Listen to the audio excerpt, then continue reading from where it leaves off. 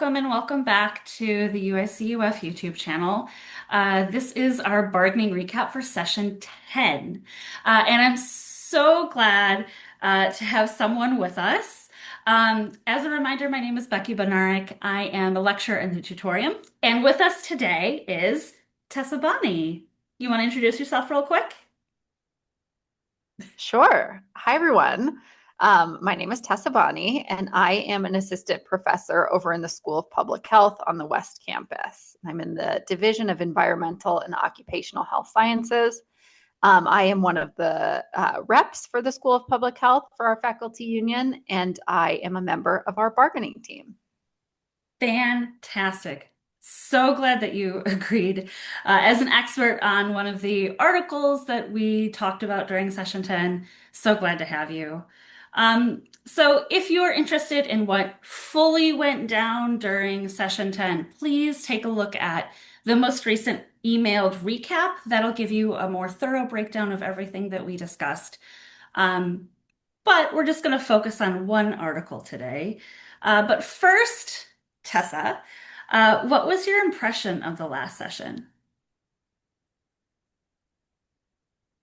My impression of the session was similar to my impressions of previous sessions and certainly sessions as of late.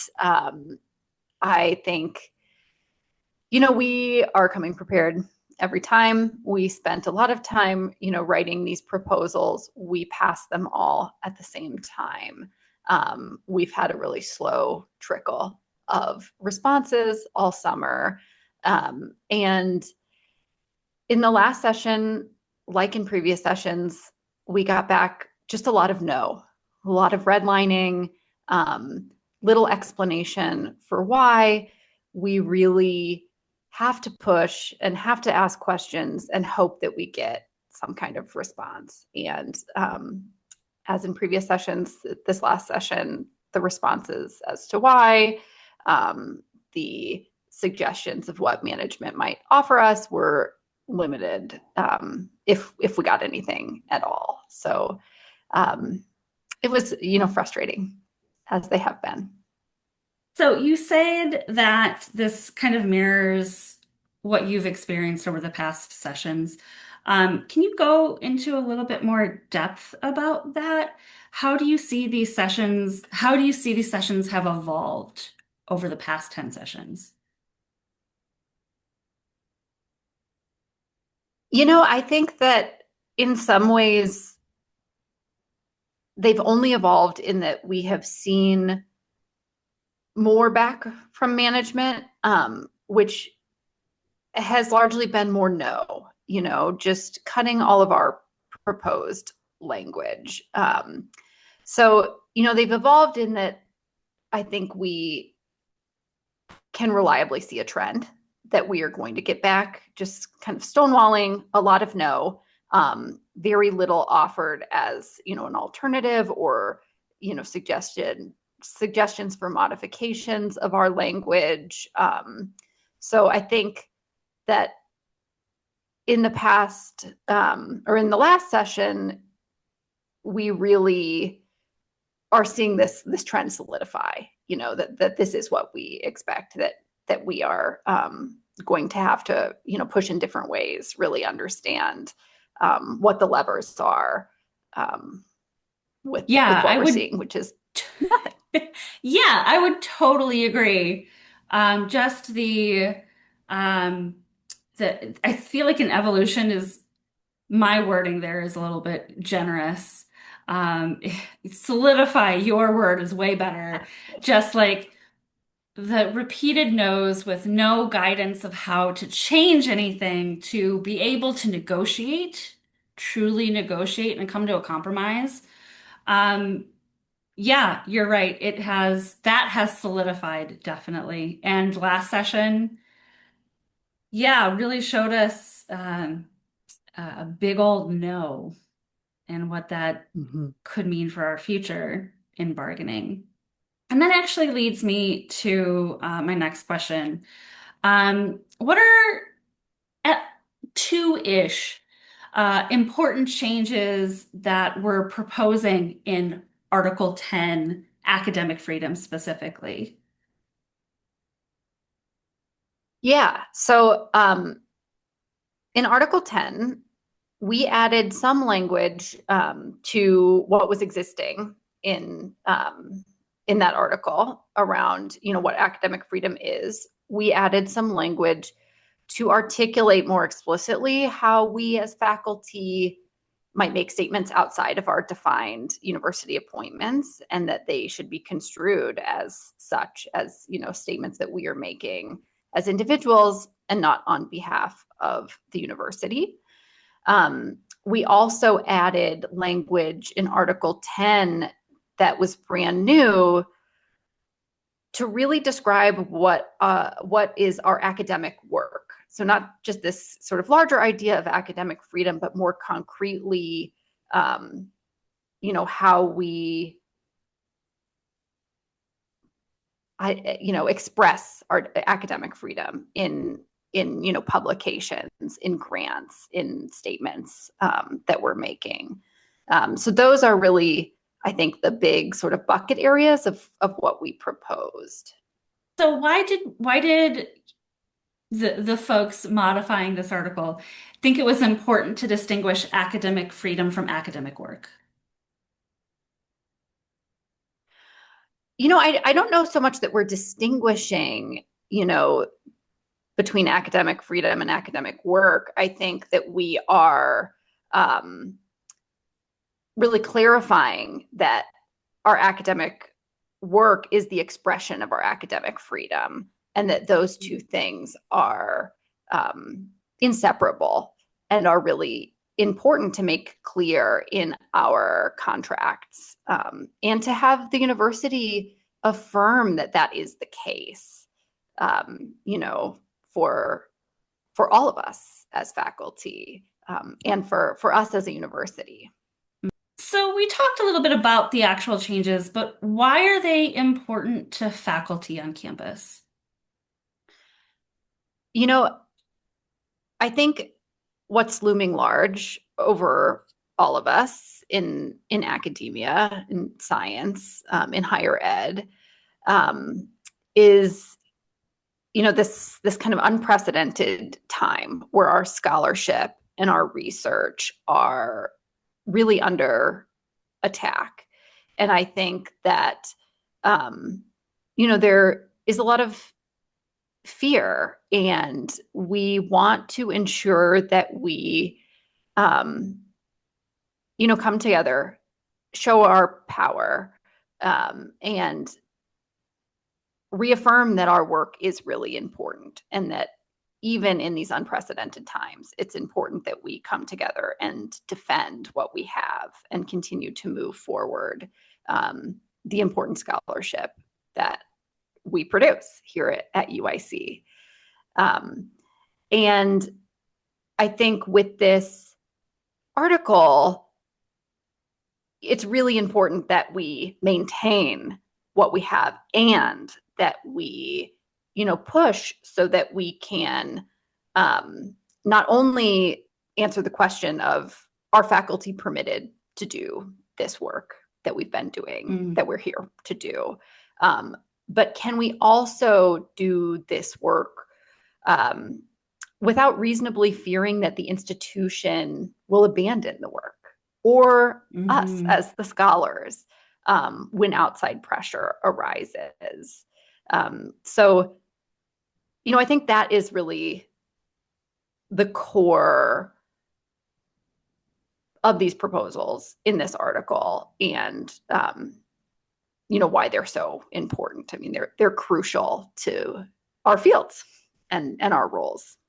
Yeah, in past bargaining cycles, the money was important, right? Coming out of COVID, health and safety was important. Being able to have our wages keep up with the record inflation. And now we're still in, unfortunately, unprecedented times. Uh, that lovely phrase, where our work, and in some folks' cases, identities are under attack. And this article really does kind of reaffirm the university's commitment to us, to our research, our work in general. And it's really interesting that they struck it. Yes.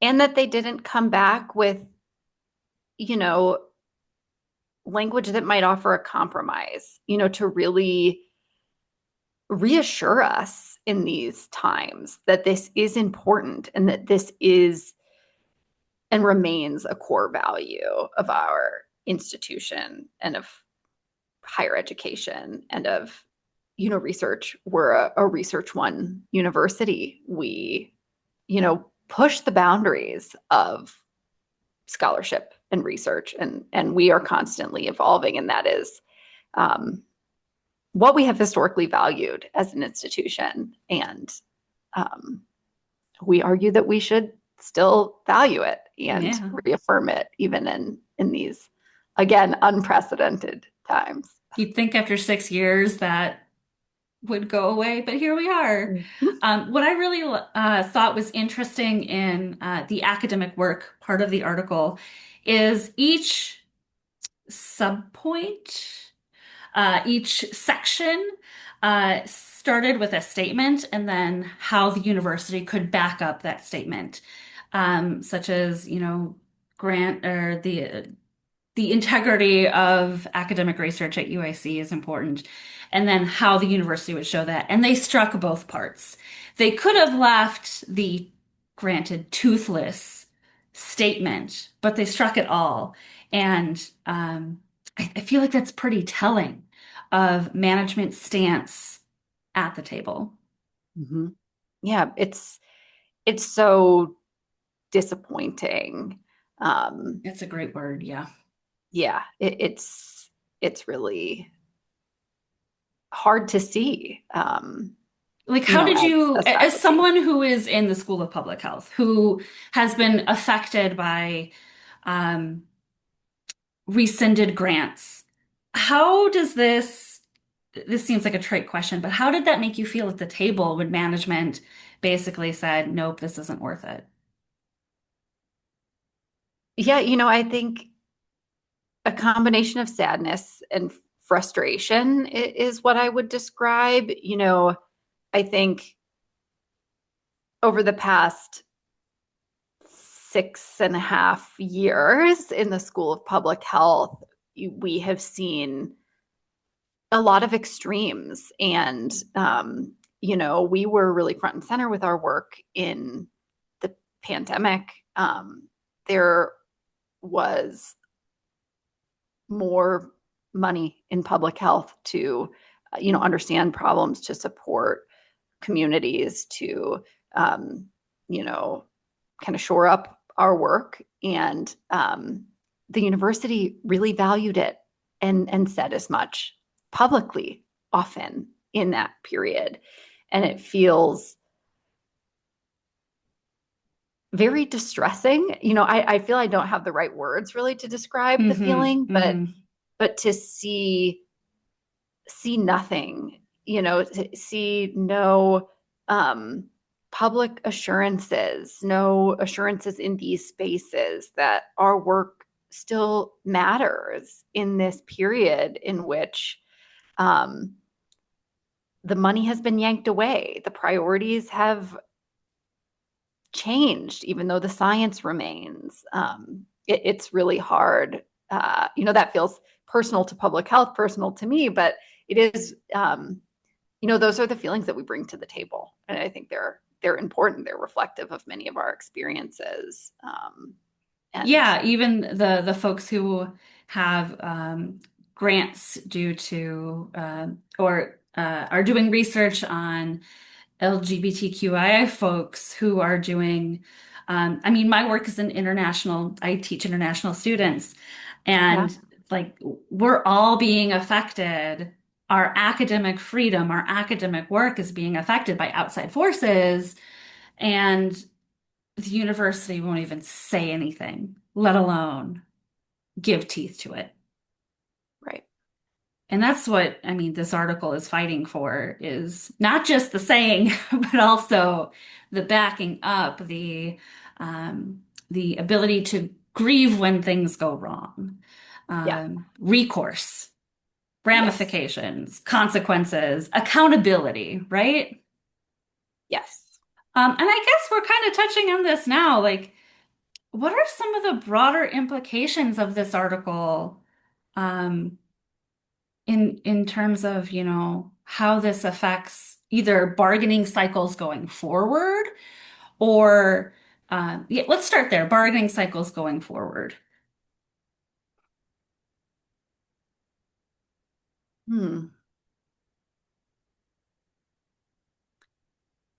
I think that's a really good question. I apologize for the long pause. Um, I think this shows us as a faculty union that in times that are really challenging, not just fiscally, that we have to stay on our toes and really think about these provisions in our contract that have been there since the very first contract, and that are things that maybe we expected would be universally agreed upon always as core tenets of our roles, our relationships with, Academia. yeah, our relationships with the university, um, that we have to always be defending them, reasserting them, making sure that Mm. they evolve to fit the context of our contract negotiations. That's a really And that good point because they period. want status quo, right? Right. Or And less that's than. unacceptable in times like this, particularly for key academic tenets like academic freedom. Yeah, they they have not said from the outset, but more recently that they want status quo. We're good with status quo, although they have clawed back several key provisions.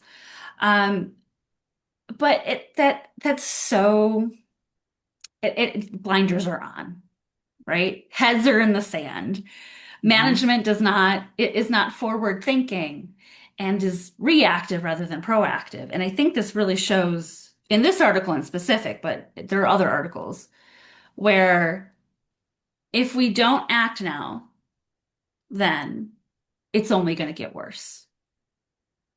Yes. So something we didn't touch on is management's counter proposals for this article. Could you walk us through them, how they're harmful, counterproductive, or just straight up ineffective? Yeah. So, in addition to all of the striking that I already All the red. described, all the red lining of, completely removing what we had proposed around academic work, management added in some language to our contracts, that is in part language that already exists in the statutes. And the fact, Before we go yeah, on, what are the statutes? sure. So the statutes are like legislative articles that the General Assembly in the state of Illinois have passed that governs the and I may not be doing the best job of explaining this, because this is not my discipline. I may not be using the right words, but these are the um, legal provisions that govern how the university operates. And there are many articles that lay out the structures of and the roles of academic faculty or academic staff, which is a word that is in the statutes that wasn't in our contract that management has replaced. Notable. Yes. So some of the language that management added to this article comes from the statutes. And there is language in the statutes that, you know, describes academic freedom. It aligns with what has been in our contracts to date. And then there is additional language that was not in our contracts, exists in the statutes, that says, in effect, that if faculty say things that are unsavory, maybe to the university, specifically to the president, that the president can publicly distance themselves from the faculty. And that language was not in our contracts previously, and feels, though it exists in the statutes, feels just like this reinforcing of we don't have your back. We don't have your back in this moment where what constitutes unsavory scholarship may be much broader, maybe scholarship that was formerly really savory to the university, you know, things that garnered lots of money, lots of interest, were moving things forward, were in line with previous, you know, federal administrations and things like that. So it just, you know, further, I think, kicks open this door of actually, we're not going to stand behind you. And, you know, feels very much like that realm of what is not something the university likes, maybe much wider than it maybe was previously understood to be. Yeah, members of our bargaining team really said it well when they said we're on our own, right? Yes. If the president says, nah, not so much, don't like this, um, we're on our own. And that changes with each university president, which just as a gut instinct feels wrong. But not only that, I mean, management and university administration have shown a propensity to comply in advance, let's say, with outside forces, whether governmental or not. And the language, the counterproposal language that they included, partially from the statutes, really is another foot towards complying in advance. Would you say? Yes. Yes, I would say that's what it feels like. You know, it's cover for, you know, if the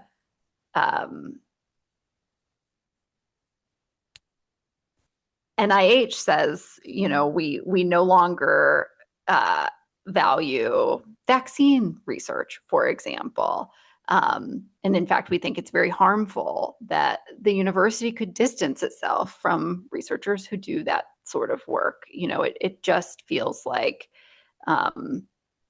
cover for decisions that may be shocking to academia, but that, you know, further alienate, I think, those of us doing the work from the institution that we chose to work for. And is, as you said, a research-one institution. Yes. And if you can get a grant yanked or your research squashed for including the word, for example, women in your Yes. grant, I don't think a lot of research can get done. Right. Or diversity or bias or, you know, all sorts of terms that are integral to, you know, the design and interpretation of our research. Of our work, of Yes. our reason for employment at UIC. Yes. Yeah, it's very troubling.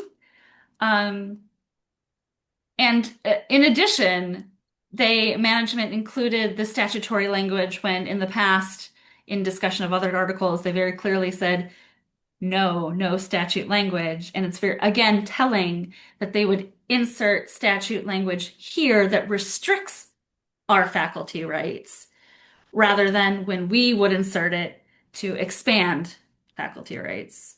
Right. Or to hold management accountable Hmm. um, in instances where they should be, um, you know, adhering to the statutes, but are not. And we aim to shore that up in our contract. It's two different uses of the Yeah. statutes in ways that are really telling, as you said. Yeah, there's I wanted to bring this up because it's been on my mind about why we include the statutes in our contract and why they include the statutes in our contract. And you're right, there is this um we want to give teeth to the statutes where they need teeth, and they're including it to um, gut our CBA to Mm-hmm. reduce our rights rather than reinforce them. Mm-hmm. Well, Tessa, anything else you'd like to tell us about Article 10 and academic freedom? Any last words?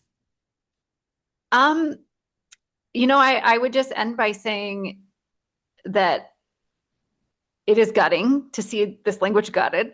Hmm. Um, and also that really catalyzes me and I think our bargaining team to come back to the table and really push back, really reiterate the core foundations of academic freedom, of our academic work to ensure that we um, bring our power to the table in these articles and that we not only, sustain what we have as a core value, but ensure that core value fits the moment, Hmm. and is there for our next contract. So we will keep up the good fight in this realm and all the others too. Yeah, this article goes far. We talked a lot about grants, but it goes far beyond Mm-hmm. money. Again, Yeah. Yeah. it's core to what we do and what we believe as academics, the Yes. freedom to study what you want. Mm-hmm. Yep. Yeah. Particularly at an institution that has historically really valued um, things like diversity and inclusion and It's in our things. mission statement. Yes, and faculty come here for those reasons, and it's important that we and management um, articulate those in these spaces, especially. If we want to attract the best faculty, if we want to do the best research, if we want to turn out the best students, we need the freedom to do so. Absolutely, well said. Thanks, Tessa. And thank you so much, Tessa, for agreeing to spend some time with us today. Appreciate you. Appreciate the work that you do. And solidarity. Yeah, thank you for having me. All right. Thanks, everyone. See you in the next.